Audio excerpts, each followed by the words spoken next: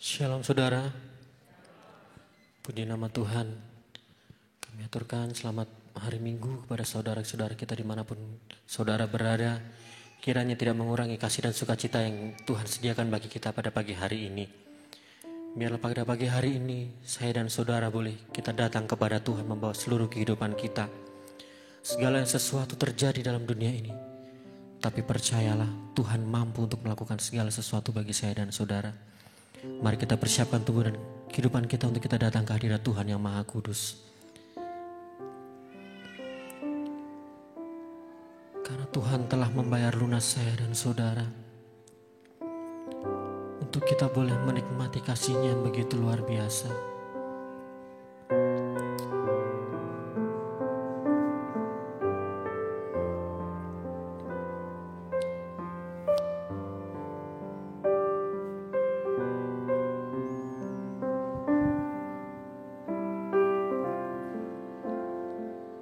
Di hatimu terukir namaku, di matamu terlukis wajahku, bukan karena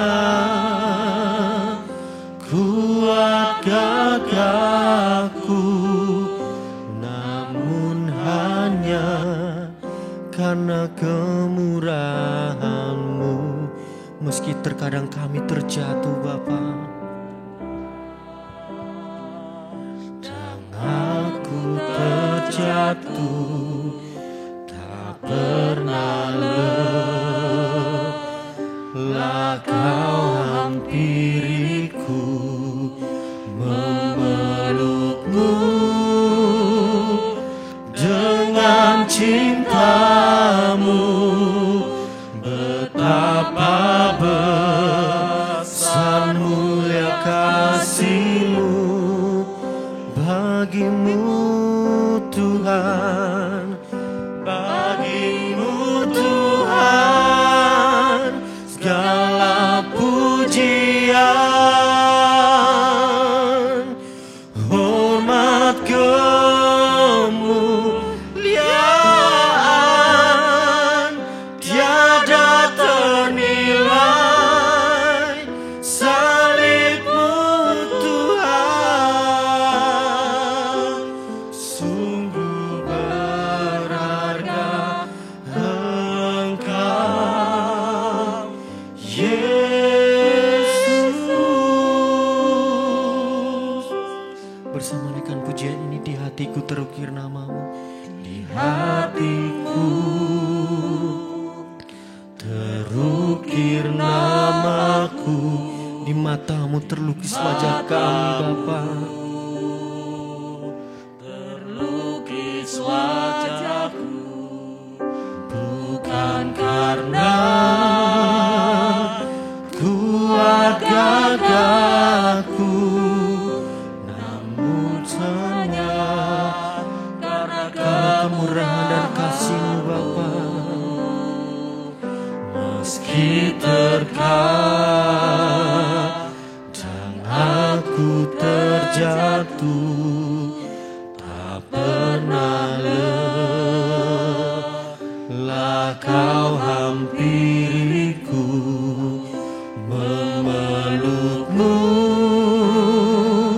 dengan cinta-Mu. Betapa besar mulia kasih-Mu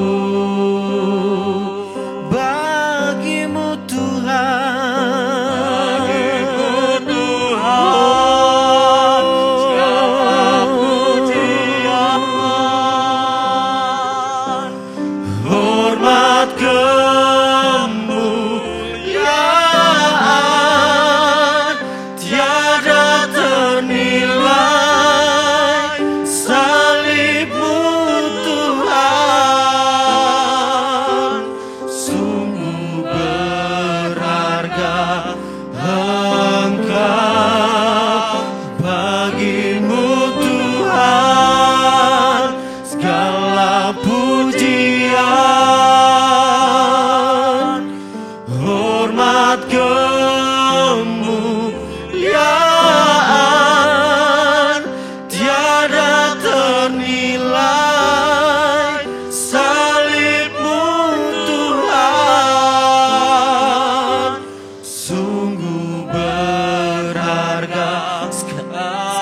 nyatakan bagimu Tuhan.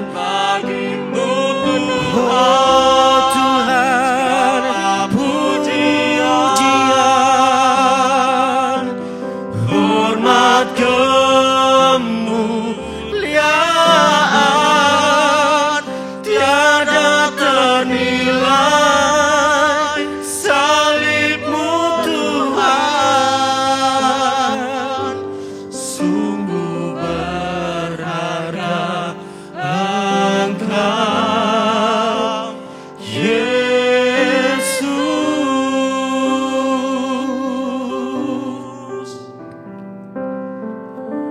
sungguh berharga Engkau Yesus.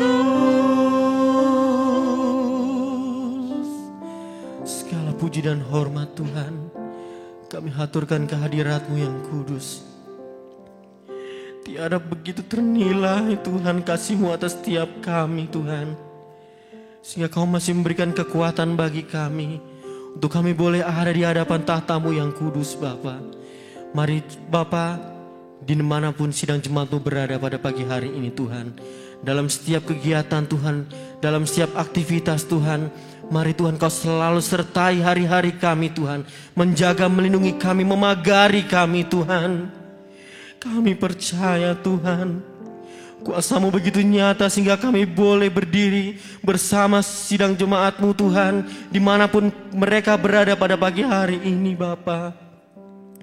Dan kami percaya Tuhan, awal pertengahan hingga akhir ibadah kami Tuhan, Kau boleh mencurahkan kuasa-Mu, Kau boleh mencurahkan hadirat-Mu, Kau boleh memberikan damai dan sejahtera bagi kami dimanapun kami berada Bapa. Sehingga boleh Tuhan, setiap kami boleh mengisi bejana kami Tuhan, setiap kami boleh terus tetap setia, walaupun apapun rintangan yang boleh kami hadapi saat ini Tuhan. Di dalam nama-Mu Yesus Tuhan, kuasa-Mu yang begitu luar biasa, pengorbanan-Mu di atas kayu salib Tuhan, boleh menebus kami, menyembuhkan kami, melepaskan kami Tuhan, serta menolong segala kesusahan-kesusahan yang kami hadapi saat ini Bapa. Terima kasih Bapa, terima kasih. Awal pertengahan hingga akhir ibadah kami mau serahkan semuanya ke dalam tangan-Mu. Kau akan turut campur dan berhadirat di atasnya Bapa. Terima kasih Bapa, terima kasih. Kami siap memuji memuliakan nama-Mu. Kami siap memberikan yang terbaik bagi Engkau. Hanya di dalam nama-Mu kami telah berdoa. Haleluya. Amin. Biarlah kita terus boleh menyenangkan hati Tuhan melalui perbuatan kita, melalui doa kita, melalui kehidupan kita dimanapun kita berada. Mari bersama nyanyikan pujian ini bagi Tuhan.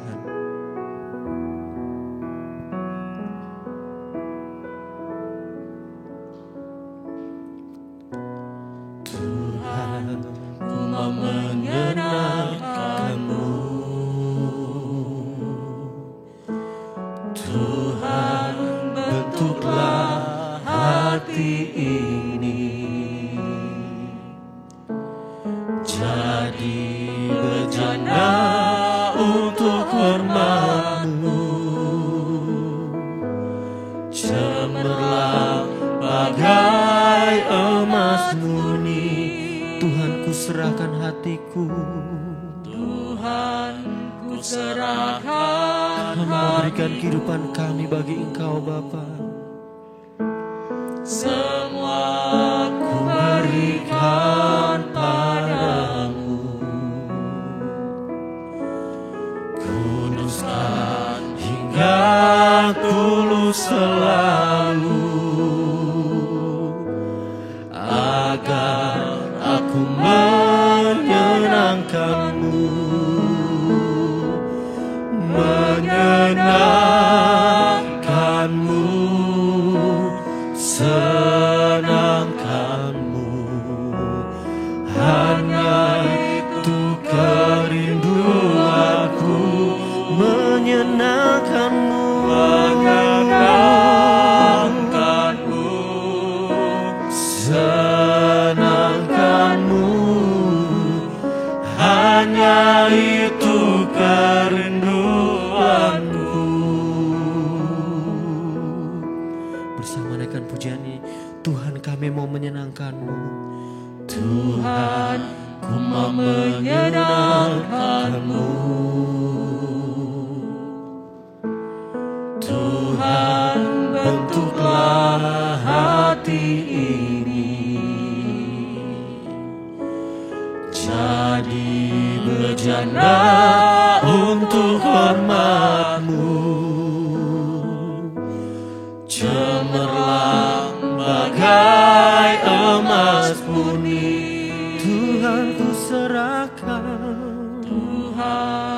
serahkan hatiku,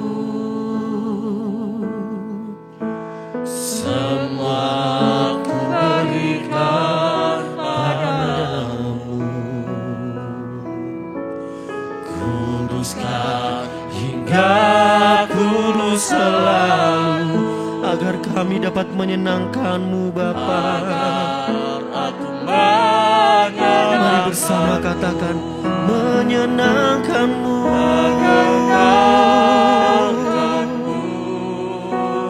Senangkan-Mu, hanya itu kerinduanku. Menyenangkan-Mu, senangkan-Mu, hanya itu kerinduanku. Hanya itu, Hanya itu kerinduan. sekali katakan hanya itu. Hanya itu Kerinduanku.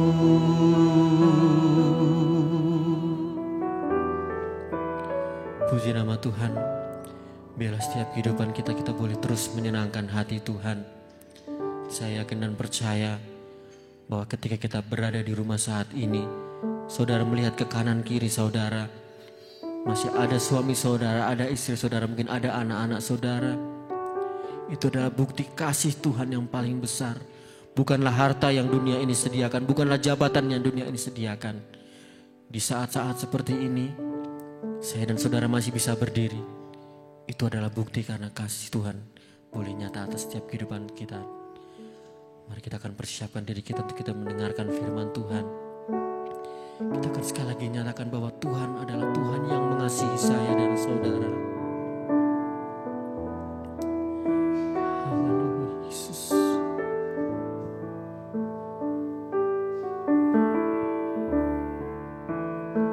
Mari bersama naikkan pujian ini. Engkau Bapa yang mengasihiku, tak kau pandang bentuk dan rupaku. Kau yang mengasihiku dengan sepenuh hati.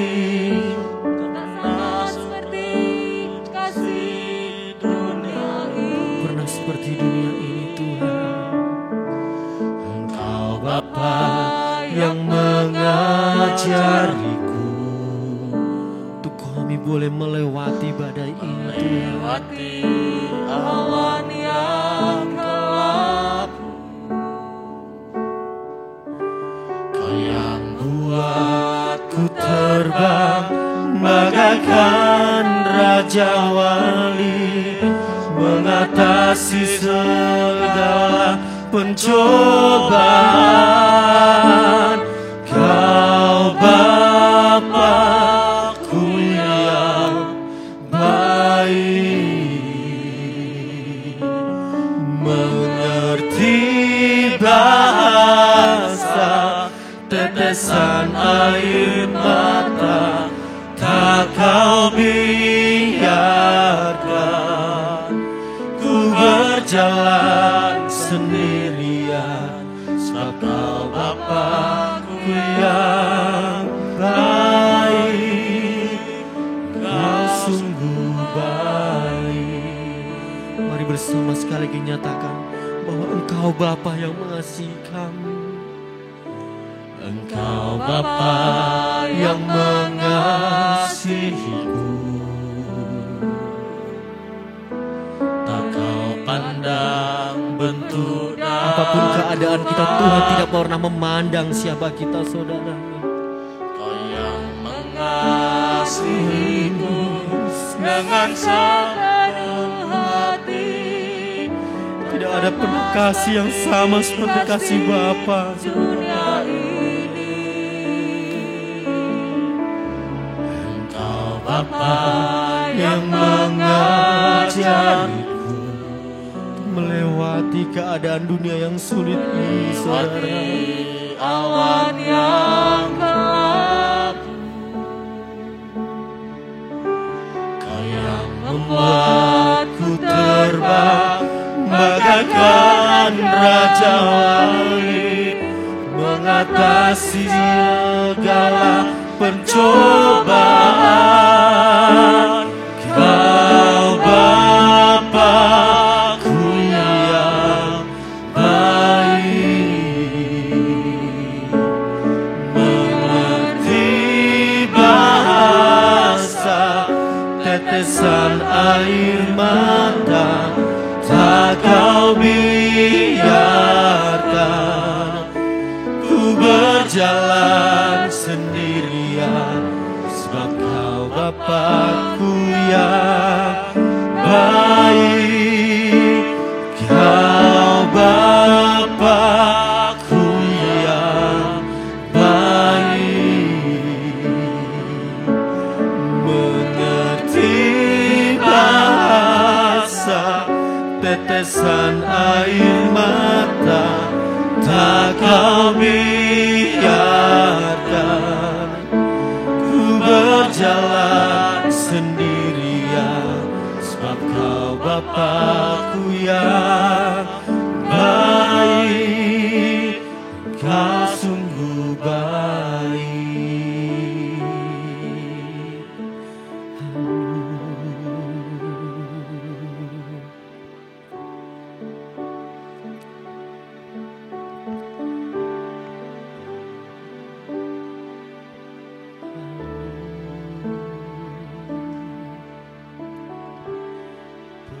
Peganglah tanganku, Roh Kudus,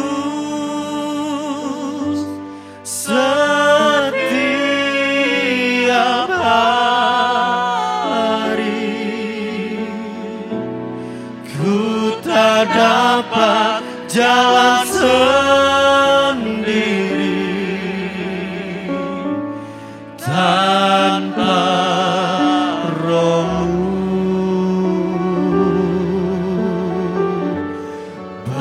Bawalah diriku kepada segala kebenaran,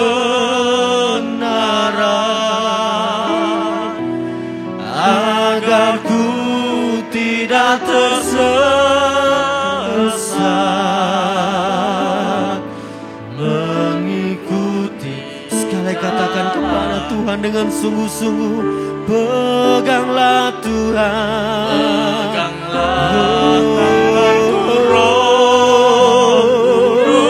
pegang kami Bapa, kami tidak mampu sendiri. Ku tak dapat jalan sendiri tanpa Roh-Mu. Bawalah diriku kepada segala kebenaran, agar ku tidak tersesat mengikuti. Jangan sekali katakan, peganglah tanganku, peganglah tanganku Roh. Dengan sungguh-sungguh katakan, pegang kami Bapa, sepanjang hari-hari kami sulit melakukan kehidupan kami Bapa.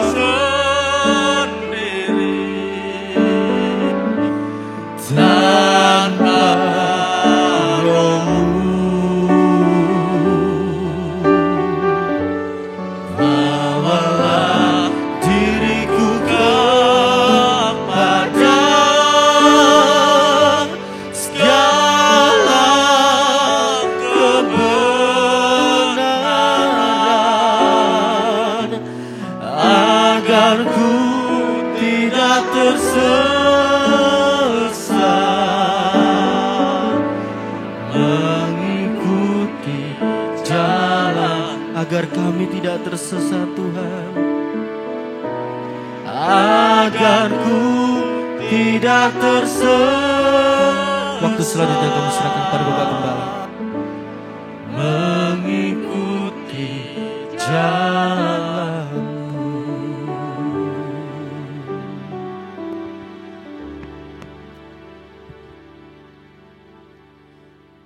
Segala hormat dan puji kami aturkan kepada Bapa yang di surga.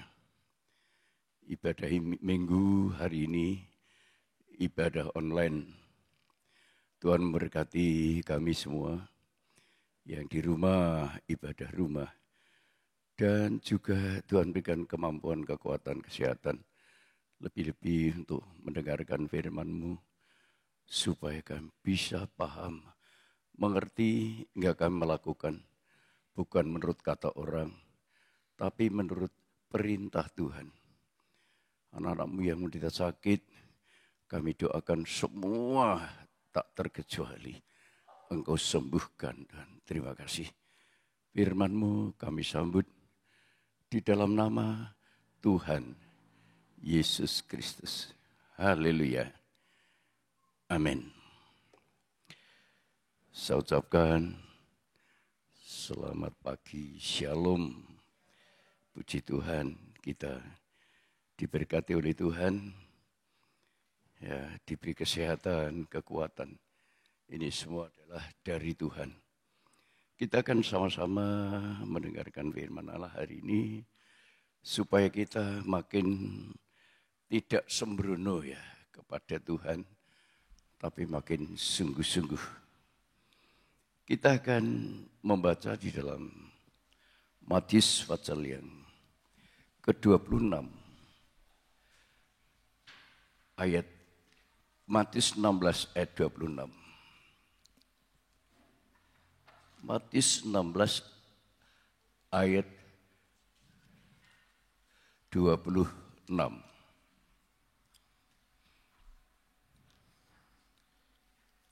Apa gunanya seorang memperoleh seluruh dunia, tetapi kehilangan nyawanya? Dan apakah yang dapat diberikannya sebagai ganti nyawanya? Ya, kita harus paham, nyawa manusia berbeda dengan nyawa binatang. Binatang walaupun buas, menerkam, binatang yang lain tidak perlu ada pertobatan, tidak perlu dibiarkan. Ya, binatang yang lemah, diinjak-injak, dibiarkan oleh Tuhan. Karena dia dari debu tanah, diciptakan sudah hidup. Tetapi manusia juga dari debu tanah, tapi hidupnya itu dari Tuhan. Diembus oleh Roh Allah. Nah sekarang dikatakan oleh Tuhan, apa gunanya memperoleh seisi dunia, tapi kehilangan nyawa. Nyawa manusia diperhatikan oleh Tuhan. Berbeda dengan nyawa binatang. Terus apakah manusia tidak boleh kaya?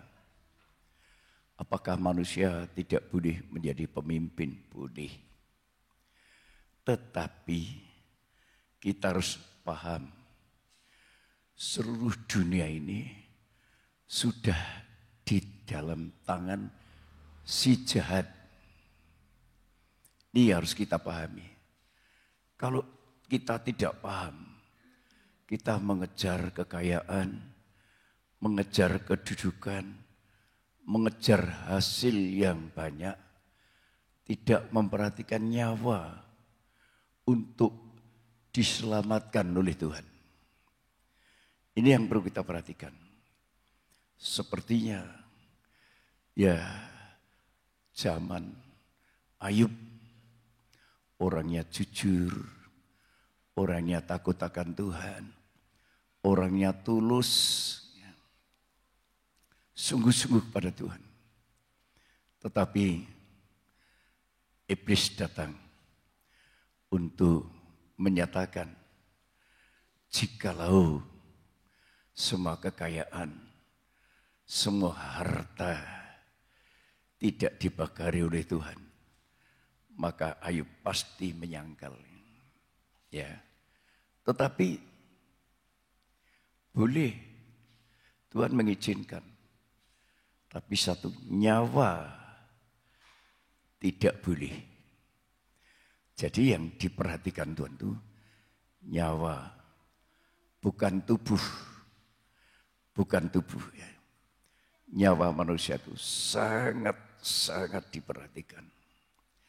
Nah, nyawa ini kaitannya juga dengan tubuh. Kalau sampai saudara hidup hanya mengejar kepentingan tubuh, tidak memperhatikan nyawa, waduh, celaka saudara. Tuhan memberikan satu jalan keluar dan memberikan pengertian bahwa seluruh dunia dalam kuasa si jahat. Kita baca di dalam 1 Yohanes 5 ayat 19 sampai yang ke-10. Kita tahu bahwa kita berasal dari Allah dan seluruh dunia berada di bawah kuasa si jahat. Seluruh dunia, bukan hanya dunia kita, seluruh dunia dalam kuasa si jahat. Terus, akan tetapi kita tahu bahwa anak Allah telah datang dan telah mengaruniakan pengertian kepada kita, supaya kita mengenal yang benar dan kita ada di dalam yang benar, di dalam anaknya Yesus Kristus. Dia adalah Allah yang benar dan hidup yang kekal. Ya. Nah ini kita dibedakan untuk binatang. Yesus Kristus datang yang benar, yang kudus, bukan untuk binatang, tapi untuk manusia. Jadi saudara jangan berperilaku seperti binatang, hanya mengejar makanan, hanya mengejar ekonomi, supaya kaya-kaya, sehingga mengejar musuhnya, supaya bisa diterkam makan kenyang. Tidak.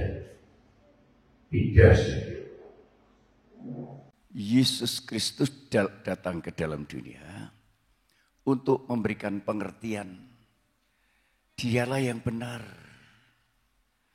Kita harus mengenal, kalau sudah mengenal dia yang benar, kita harus hidup di dalam yang benar. Nanti kita buktikan. Hidup di dalam yang benar. Jadi kalau kita kaya, kalau kita punya kedudukan, harus hidup benar dan kudus. Supaya kita bisa menggunakan kekayaan kita untuk Tuhan, untuk kemuliaannya. Karena segala sesuatu yang ada dalam dunia, segala kekayaannya adalah diciptakan oleh Tuhan.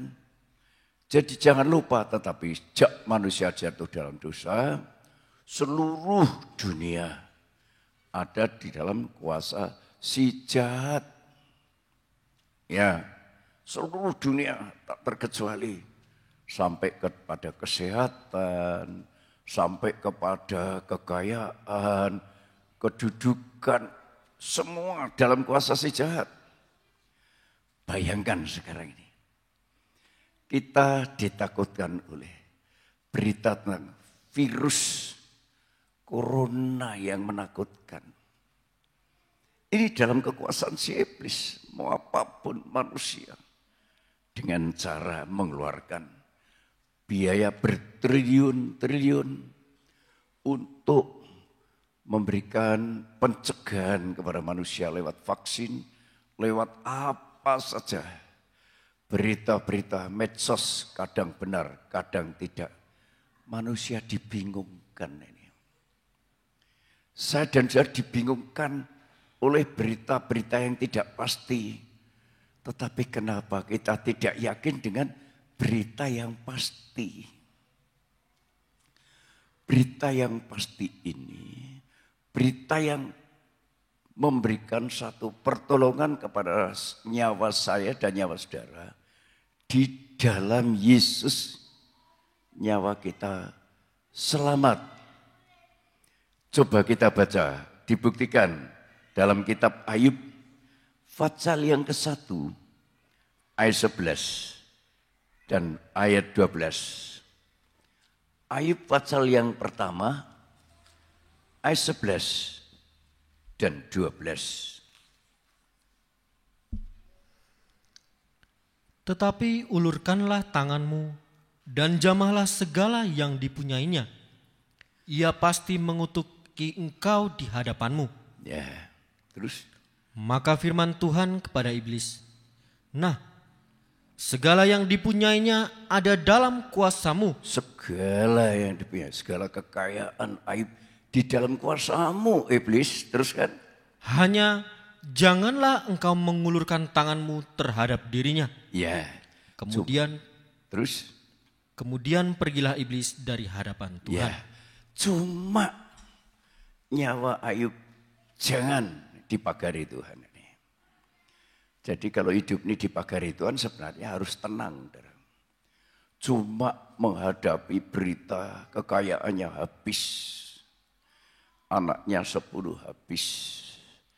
Penyakitnya datang dari telapak kaki sampai batok kepala. Sakit.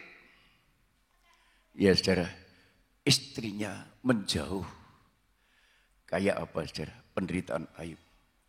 Tapi nyawa ini. Jadi Tuhan tuh memperhatikan nyawa. Dan kalau kita lihat cerita seterusnya, Ayub setelah sadar, semua ada di dalam kuasa Tuhan. Keselamatan, kehidupan dalam kuasa Tuhan. Ayub sadar, mencabut kata-kata. Dia merasa benar, merasa tidak salah dan lain sebagainya. Akhirnya dia dipulihkan. Tuhan berkuasa saudara. Dipulihkan kekayaan 2 kali lipat. Anak 10, kembali 10. 7 laki-laki, 3 perempuan, bahkan anaknya yang perempuan tercantik pada waktu itu. Itu Ayub, istrinya kembali mencintai Ayub. Ini kalau kita memelihara nyawa, soal kepentingan tubuh ada di dalam kuasa Tuhan. Jadi ibadah ini bukan sekedar, bukan kita sekedar mendengar firman Allah, sekedar ibadah ini diperhatikan soal persembahan.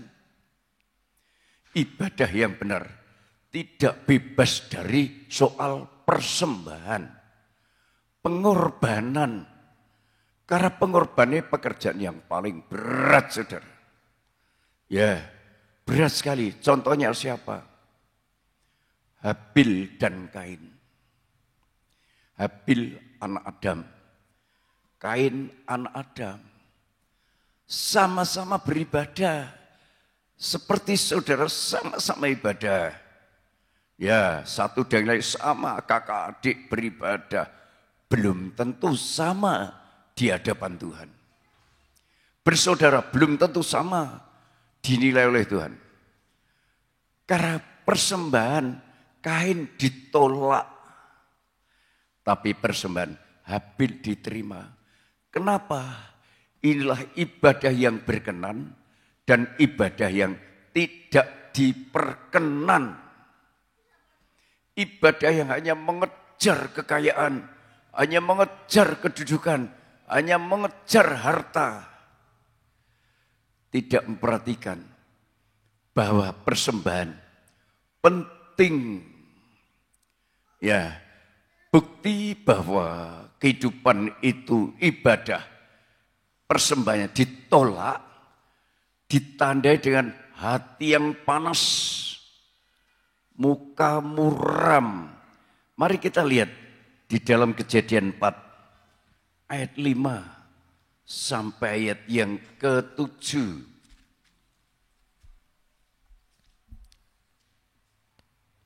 Tetapi Kain dan korban persembahannya tidak diindahkannya. Lalu hati Kain menjadi sangat panas dan mukanya muram. Firman Tuhan kepada Kain, Mengapa hatimu panas dan mukamu muram? Apakah mukamu tidak akan berseri jika engkau berbuat baik? Tetapi jika engkau tidak berbuat baik, dosa sudah mengintip di depan pintu. Ia sangat menggoda engkau, tetapi engkau harus berkuasa atasnya. Ciri-ciri ibadah yang ditolak itu hati panas. Mendengar firman Allah hati panas. Dididik oleh Tuhan panas. Mukanya muram. Kalau dengar firman Allah tidak pernah mendelanga, tidak pernah melihat yang khotbah, tapi nunduk. Tidak tahu apa yang dilihat. Ya, mukanya muram, hatinya panas. Tidak mau melihat yang khotbah, yang menyampaikan firman Allah. Tidak mau menundukkan kepala. Apa yang dilihat, apa yang dipikir saya tidak tahu. Itu ada. Karena apa? Ibadahnya ditolak. Itulah Kain. Tuhan peringatkan, kalau ibadahmu benar, apakah kamu tidak berseri? Tapi kamu, hatimu panas dan mukamu muram. Diperingatkan, hai Kain, iblis ada di depan pintu. Pintu mata, pintu telinga, pintu hati. Telinga mendengar yang bukan firman Allah, kita percaya. Mata melihat yang tidak boleh dimakan, kita makan. Tertarik yang tidak boleh. Hati kalau sudah dikuasai oleh mata yang tertarik, telinga yang tertarik, melakukan perbuatan dosa. Akhirnya apa? Kain membunuh Habil. Menghujat firman Allah. Menghujat yang menyampaikan firman Allah. Menyalahkan yang menyampaikan firman Allah. Menyalahkan Allah. Seperti bangsa Israel. Menghujat Allah. Menghujat Musa. Hamba Allah. Akhirnya mereka jatuh di dalam perjalanan. Semua yang umur 20 tahun ke atas dicatat tidak masuk negeri yang dijanjikan Tuhan. Bisa kita sama seperti mereka. Ketika mendengar firman, mendidik untuk memelihara nyawa. Tapi karena hatinya mengejar kekayaan, mengejar kedudukan, tersinggung. Akhirnya apa? Hati panas, muka muram, meninggalkan Yesus. Ya, meninggalkan ajaran yang benar, mencari ajaran yang tidak keras, korban yang seenaknya, semaunya, tidak disiplin seperti Habil, menyembelih binatang, menyembelih domba, dipersembahkan kepada Tuhan seluruhnya. Jadi ibadah yang benar itu terkait dengan soal pengorbanan. Kalau pengorbanan sembrono tertegur oleh firman Allah, akhirnya hatinya panas. Oleh sebab itu kita harus hati-hati. Karena dalam manusia ini tadi dikatakan kita kalau mengejar kekayaan tapi nyawanya binasa, untuk apa? Untuk apa semuanya? Kekayaan itu diciptakan oleh Tuhan. Dikejar kayak Ayub. Bekerja tapi dengan memperhatikan nyawa. Ibadah yang baik. Tulus. Menolong orang miskin. Memperhatikan orang yang sedang sakit. Kami bersyukur gereja kita bisa memperhatikan yang sakit. Bisa memperhatikan yang sangat menderita. Bersyukur saudara. Dari apa? Dari keikhlasan saudara berkorban. Coba kalau saudara tidak ikhlas berkorban. Bisa berbatu? Tidak bisa. Benarkah ibadahmu? Salah. Di hadapan Tuhan. Salah. Jangan dikira kita ibadah itu dengan tangan hampa. tangan kosong. Tidak bisa, saudara. Harus dengan persembahan. Milik Tuhan dikembalikan. Berkorban untuk kemuliaan dan kebesaran bagi Tuhan. Kita baca Matius 10 ayat yang ke-28. Matius pasal yang ke-10 ayat 28.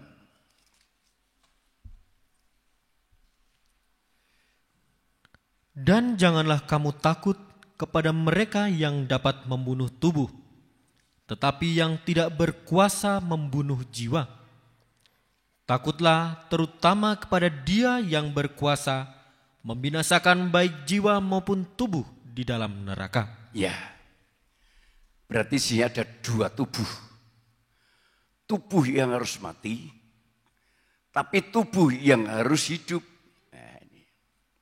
Jadi ada dua manusia jasmani, ada dua manusia rohani. Karakternya, kalau saudara tetap bertahan dalam sebagai manusia duniawi yang kamu kejar kekayaan, yang kamu kejar kedudukan, itu iblis bisa memberi.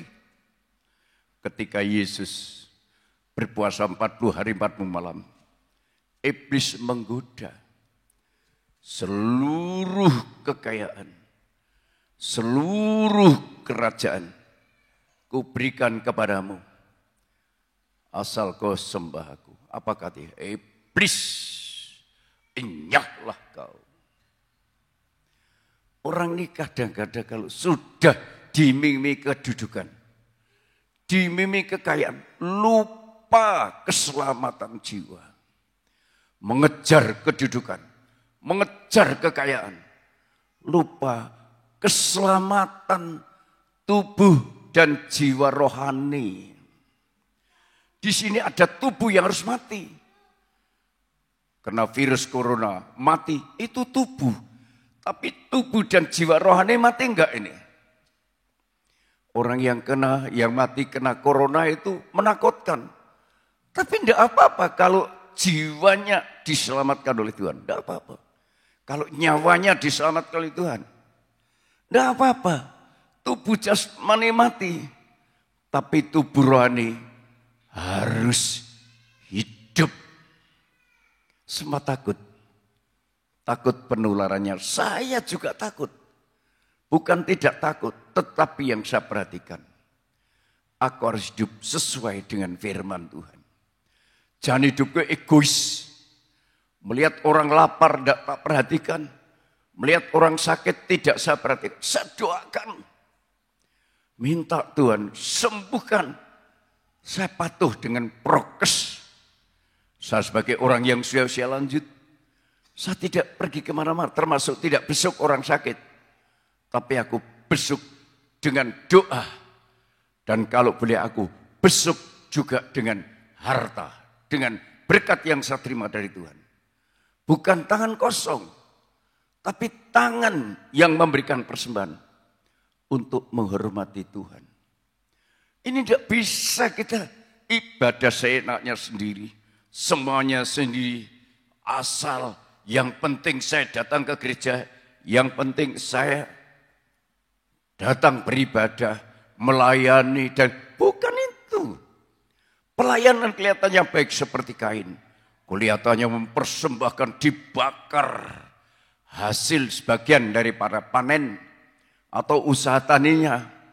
Kelihatannya hebat, tapi asapnya bengkok. Tidak sampai dicium oleh Tuhan karena tidak berkenan. Saudara boleh berkorban, tapi asal tidak sesuai dengan yang menjadi maunya Tuhan. Apalagi saudara korban dengan tangan kosong.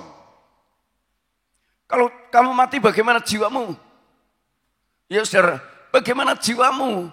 Kalau kamu sembrono dalam ibadah. Kita dididik oleh Tuhan. Supaya seperti Habil. Darahnya berteriak, didengar oleh Tuhan. Di dalam kerajaan Allah. Ya, di mana adikmu? Aku tidak memperhatikan adikku. Aku ngurusi diriku sendiri. Tak tahu. Padahal dibunuh adiknya. dusta yang namanya iblis itu bohong. Kalau saudara bohong dalam ibadah, bohong dalam persembahan, bohong tuh Tuhan, saudara ditolak oleh Tuhan. Dibutuhkan jujur. Karena kita diizinkan mengenal yang benar dan hidup di dalam yang benar, yang kudus. Itu Yesus. Hendaklah kita hidup di dalam Dia, bukan di dalam firman yang pertama itu hukum Taurat. Ada dua kali firman turun ke dunia. Pertama turun di Gunung Horeb, ditulis di dalam 2 loh batu. Oleh Tuhan, dipecahkan oleh Musa karena emosi. Harun memimpin bangsa Israel, diajak menyembah patung lembu. Dihancurkan kembali. Musa menyediakan batu yang sama. Rasul Paulus katakan dalam hidup bersama, memiliki pikiran dan perasaan yang sama, yang terdapat dalam Kristus Yesus. Mengenal Yesus, mengenal yang benar, hidup di dalam Yesus, hidup di dalam yang benar, hidup dalam kekudusan. Dia adalah Allah yang hidup kekal. Ini suatu fakta yang harus kita perhatikan. Coba kita lihat 1 Korintus 15 ayat 45 sampai 49.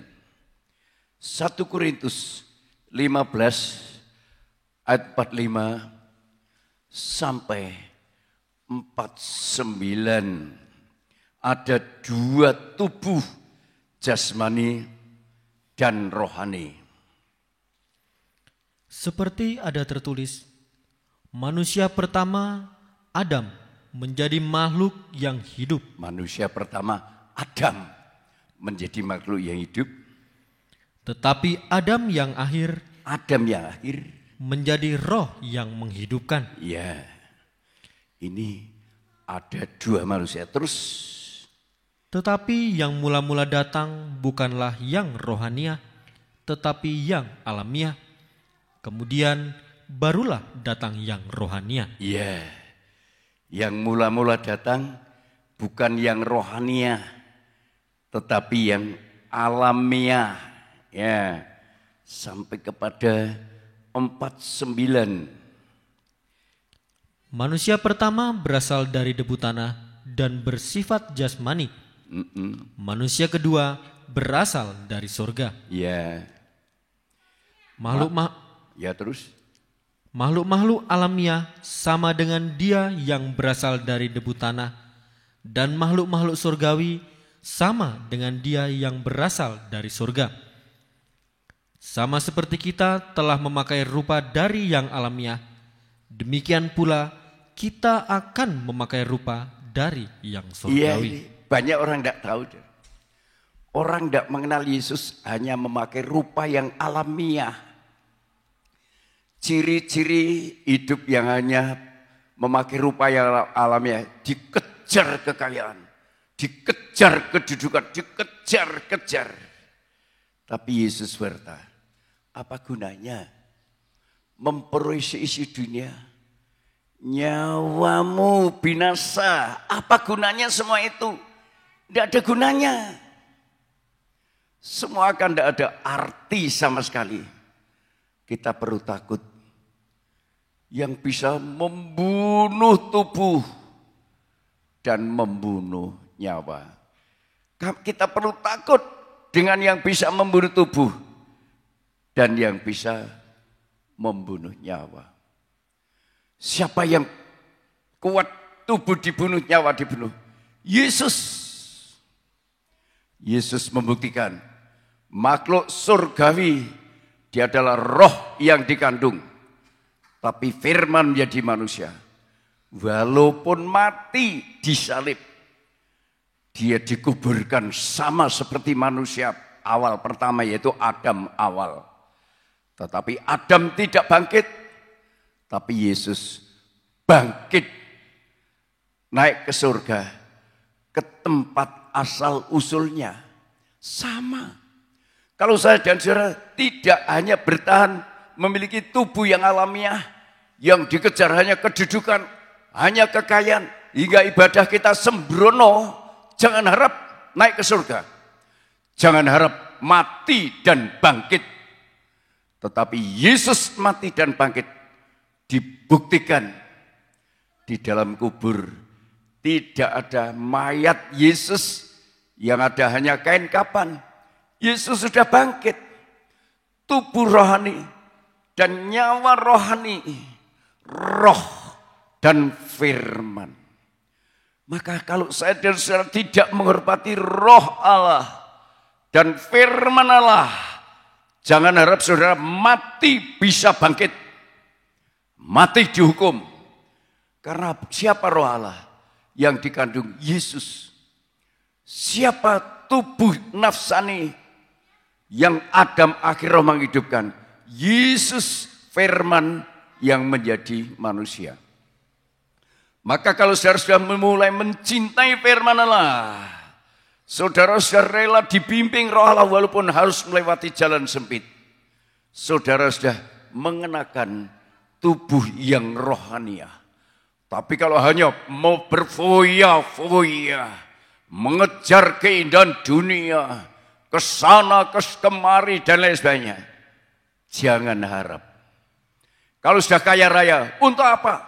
Sekejap Tuhan bisa meniup, sekejap Tuhan bisa mendatangkan mendung hujan lebat, sekejap Tuhan bisa mendatangkan air es, sekejap Tuhan bisa mendatangkan batu dari langit. Tuhan bisa. Sekejap Tuhan bisa menghabiskan harta orang kaya. Bisa.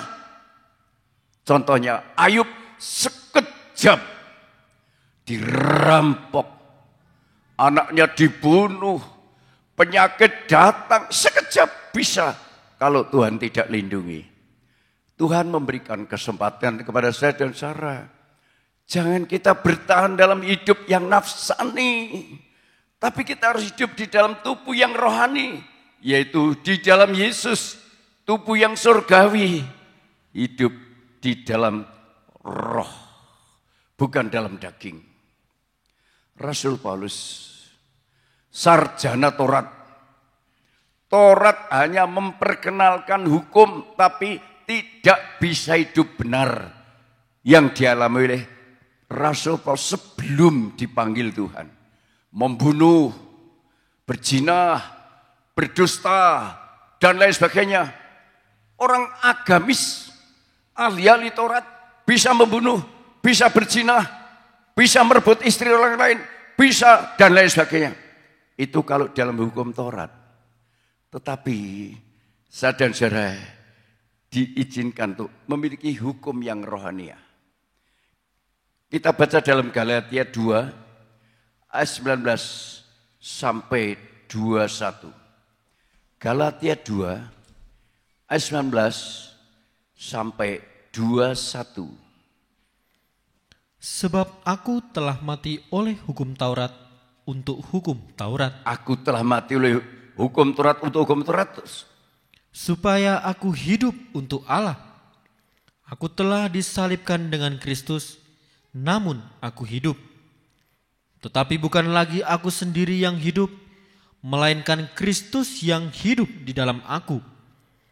Dan hidupku yang kuhidupi sekarang di dalam daging adalah hidup oleh iman dalam Anak Allah yang telah mengasihi aku dan menyerahkan dirinya untuk aku. Aku tidak menolak kasih karunia Allah, sebab sekiranya ada kebenaran oleh hukum Taurat, maka sia-sialah kematian Kristus. Orang beragama berpegang pada hukum Taurat itu untuk negara perlu hukum. Untuk kepentingan daging tapi yang salah dihukum. Yang membunuh dihukum mati. Yang berzina dihukum. Itu untuk jasmani. Tetapi untuk hidup kekal harus hidup dalam roh. Itu Yesus yang dikandung. Roh yang dikandung. Hidup di dalam firman. Dalam iman, karena itu Yesus roh dan firman. Kita harus ibadah memiliki iman kepada Yesus Kristus. Bukan hanya jangan ini, jangan itu, harus begini, harus begitu. Kalau manusia bisa berbuat seperti itu, Rasul Paulus tidak perlu percaya kepada Yesus. Tidak perlu, saudara. Karena dia adalah sarjana Taurat. Dia seorang sarjana, seorang doktor Taurat. Untuk anak muda, tidak ada yang melebihi dia. Tetapi karena di dalam Taurat tidak ada kebenaran. Kebenaran itu hanya di dalam Yesus. Hukum Taurat hanya menganjurkan. Harus begini, harus begitu. Tetapi manusia tidak mampu melakukannya. Ya saudara, hingga hanya bisa menyalahkan orang lain. Saudara tahu mencuri tidak baik. Coba kalau ada orang mencuri, saudara menyalahkan. Berzina tidak baik. Kalau saudara melihat orang berzina, pasti menyalahkan. Ya, mencuri tidak baik. Kalau saudara melihat orang yang mencuri, pasti menyalahkan. Pasti, itu karena pedoman hukum Taurat. Tapi kalau di dalam Yesus, pedomannya hukum benar. Hukum yang benar. Seberapa dosa, seberapa kesalahan, kalau mau mengakui diampuni, dihapus. Di dalam Yesus punya pengharapan. Seberapa besar kesalahan kita, seberapa besar dosa kita, ada pintu terbuka untuk dihapus. Ayo kita melihat contoh ahli-ahli Taurat. Lagaknya orang benar, menggunakan hukum Musa, menggunakan hukum Taurat. Orang yang berzina harus dilempari dengan batu. Tapi apa kata Yesus? Yohanes 8 ayat 4 sampai 11. Yohanes 8 ayat 4 sampai yang ke-11. Lalu berkata kepada Yesus, "Rabi, perempuan ini tertangkap basah ketika ia sedang berbuat zina. Musa dalam hukum Taurat memerintahkan kita untuk melempari perempuan-perempuan yang demikian. Apakah pendapatmu tentang hal itu?" Mereka mengatakan hal itu untuk mencobai dia, supaya mereka memperoleh sesuatu untuk menyalahkannya. Tetapi Yesus membungkuk lalu menulis dengan jarinya di tanah. Dan ketika mereka terus-menerus bertanya kepadanya, ia pun bangkit berdiri lalu berkata kepada mereka, "Barang siapa di antara kamu tidak berdosa, Barang siapa di antara kamu yang tidak berdosa, hendaklah ia yang pertama melemparkan batu kepada perempuan silakan. itu." Kalau kamu tidak berdosa, hakimi mereka. Yang berzina, yang mencuri, yang berdosa, yang membunuh, silakan dihakimi. Kalau tidak berdosa, teruskan. Lalu ia membungkuk pula dan menulis di tanah. Tetapi setelah mereka mendengar perkataan itu, pergilah mereka seorang demi seorang, mulai dari yang tertua. Akhirnya tinggallah Yesus seorang diri dengan perempuan itu yang tetap di tempatnya. Lalu Yesus bangkit berdiri dan berkata kepadanya, "Hai perempuan, Hai perempuan, di manakah mereka? di mana mereka ahli-ahli Taurat itu? Tidak adakah seorang yang menghukum engkau?" Tidak ada yang melempari batu engkau? Jawabnya, "Tidak ada, Tuhan." Tidak ada, Tuhan. Lalu kata Yesus, "Aku pun tidak menghukum engkau. Pergilah dan jangan berbuat dosa lagi mulai dari sekarang." Ya, luar biasa. Bukti hidup dalam kebenaran, bukti hidup dalam Yesus bisa mengampuni kesalahan orang lain. Bukan hanya menghakimi, melempari batu. Wah, saya benar. Wah, saya. Wah, itu salah. Wah, itu dosa. Rasanya tidak pernah berbuat salah. Kalau ada orang salah, wah. Ini dialami oleh ahli-ahli Taurat. Menangkap basah perempuan berbuat zina. Dan diperhadapkan pada Yesus. Musa berkata, hukum Taurat berkata, itu firman Allah. Tapi itu untuk alamiah. untuk badani, untuk jasmani yang sudah jatuh dalam dosa. Ya, itu hanya untuk janji Abraham kepada Israel badani di negeri Kanan yang berlimpah susu dan madu. Tetapi mereka tidak bisa bertahan hidup jasmani, tertarik dengan kekayaan, tertarik dengan perempuan, tertarik dengan dosa, tertarik dengan penyembahan berhala. Maka Yesus datang untuk menolong orang berdosa, saya dan saudara ini. Saya tidak boleh dan saudara bertahan dalam tubuh alamiah yang dipikir cuma harta, yang dipikir cuma tahta, yang dipikir cuma perkara-perkara dunia yang menyenangkan tubuh alamiah. Tidak boleh bagi orang Kristen, harus berganti dengan tubuh yang rohani, harus. Kalau saudara tidak berganti, apa artinya saudara? Banyak yang dipanggil, sedikit yang dipilih saudara. Maka saudara jangan main-main dengan firman Allah. Firman selalu keras mendidik saudara. Kata Yesus keras dan mereka banyak yang mundur. Ya, karena apa? Mereka hanya bertahan dalam hidup alamiah. Hidup alamiah ini, hidup yang dipenuhi dengan keinginan mata, keinginan daging, itu bukan dari Tuhan. Maka kalau saya dan saudara ingin hidup dalam tubuh yang rohani, kenakanlah yang roh, kenakanlah yang firman Allah. Itu yang kekal dibuktikan oleh Yesus. Dia mati di atas kayu salib. Dia dikuburkan sama dengan manusia alamiah. Tetapi dia bangkit dari antara orang mati. Saya dan saudara harapan kita itu. Entah mati dengan cara apapun. Kita berdoa kalau boleh jangan mati karena corona. Kalau boleh. Tapi kalau Tuhan tetapkan yang penting apakah saudara mati di dalam Tuhan. Apakah mati saudara berubah dalam hidup.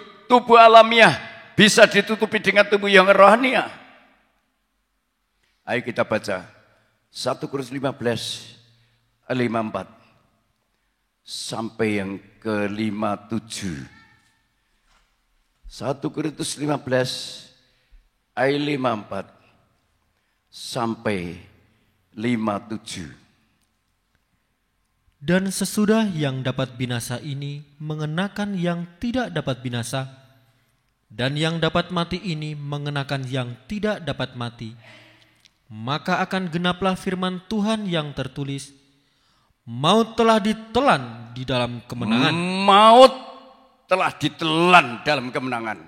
Kalau yang binasa mengenakan yang tidak binasa, yang mati mengenakan yang tidak mati, yang tidak binasa apa? Roh. Yang tidak mati apa? Firman.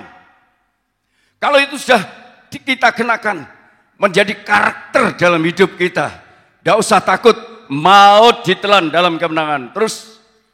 Hai maut, di manakah kemenanganmu? Hai maut, di mana kemenanganmu? Hai maut, di manakah sengatmu? Hai maut, di mana sengatmu? Sengat maut ialah dosa. Sengat maut ialah dosa. Dan kuasa dosa ialah hukum Taurat. Terus. Tetapi syukur kepada Allah yang telah memberikan kepada kita kemenangan oleh Yesus Kristus Tuhan kita.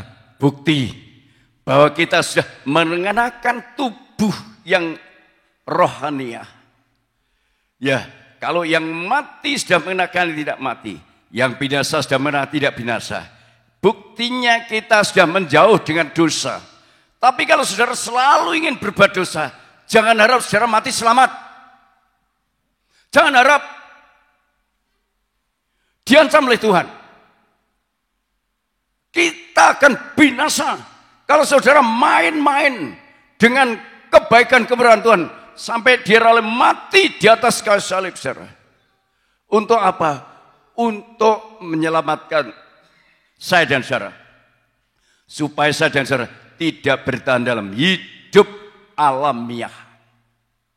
Tapi berubah hidup di dalam rohaniah. Kalau nanti sudah menguasai kita, oh luar biasa. Terserah dunia mau terjadi apa. Wong memang harus binasa. Langit bergantung. Ditaruh di mana? Bintang, bulan, matahari. Ditaruh di mana itu? Kenapa kau tidak jatuh? Ditopang oleh firman Allah.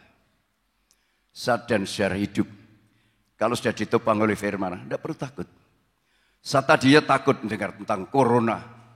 Tapi setelah saya perhatikan, hanya satu yang harus saya persiapkan. Jangan saya berbuat dosa. Dosa itu apa? Melanggar Taurat. Tapi Taurat sudah digenapkan dalam Yesus. Kalau saya dan saudara dengan sungguh-sungguh melekat pada Yesus, dosa akan dikalahkan.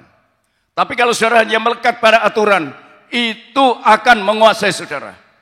Tapi kalau saudara melekat kepada Yesus, luar biasa, dosa pasti dikalahkan. Itulah sebabnya kalau kita sudah mengenakan yang tidak binasa, mau ditelan dalam kemenangan. Hai maut, di mana kemenanganmu? Saya bertanya kepada maut, hai maut, di mana kemenanganmu? Hai maut, di mana sengatmu? Benarkah sengat maut dosa itu sudah terhindar, sudah keluar dari saya? Atau saya bertahan dalam dosa, dalam ibadah yang sembrono? Atau sudah sungguh-sungguh ibadahmu? Sudah sungguh-sungguh pelayananmu? Yang menilai adalah Tuhan. Itulah sebabnya menjadi jemaat yang ingin diselamatkan. Jangan ikut-ikutan yang salah. Walaupun mungkin saudara sekandung, mungkin orang tua, mungkin siapa saja. Jangan tertarik. Tertariklah pada firman Allah yang membentuk tubuh rohania, roh yang dikandung firman yang menjadi manusia. Kita nyanyikan Roh Kudus, kau hadir di sini. Roh Kudus, ku mengasihimu.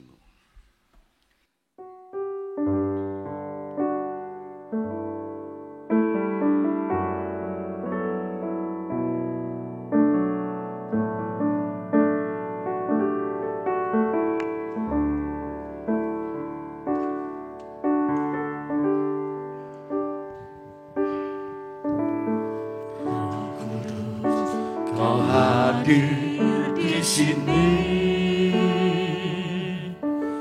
Roh Kudus, ku mengasihimu.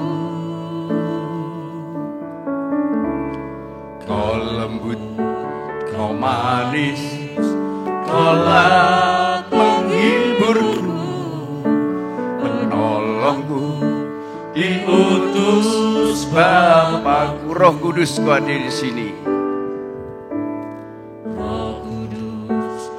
Hadir di sini, Roh Kudus, ku mengasihimu. Kau lembut, kau manis, kaulah penghiburku, penolongku, diutus Bapa. Ku buka hati, buka hatimu, rohmu supaya Roh Kudus turun atas saudara. Buka hatimu, supaya firman tertulis dalam hatimu. Jamahlah kami, penuhi kami dengan kuasa Allah Maha. Ku buka hati, kita berdiri. Ku buka hati untuk Roh-Mu Tuhan. Ku buka hati menyembah-Mu Yesus. Jamahlah kami, penuhi kami dengan kuasa Allah Maha. Jamahlah kami, jamahlah kami, penuhi kami dengan kuasa Allah Maha Tinggi. Haleluya. Tubuh nafsani akan binasa karena dosa, tetapi tubuh rohani akan hidup karena dosa sudah dihapus. Yang nampak bukan perbuatan dosa, tapi yang nampak adalah Kristus. Rasul Paulus berkata, hidupku bukan aku lagi, tapi Kristus yang ada dalam hidupku.